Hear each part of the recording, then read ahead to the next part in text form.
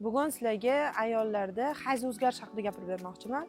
Bor shunaqa ayollarimizni hayzlari 15 kun, 20 kun, oylab hayz ko'radigan ayollarimiz bor.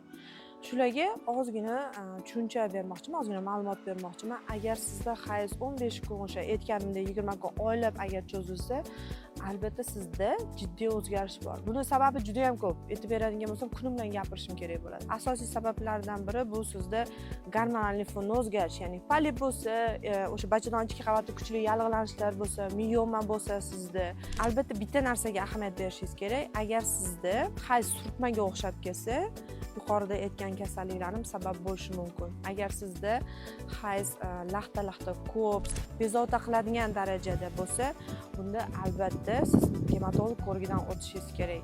Biza tabiatdan emotsiyaga juda ham beriluvchan bo'lamiz. Shuning uchun biza xursand bo'lsak ham hayz kelishi o'zgarishi mumkin.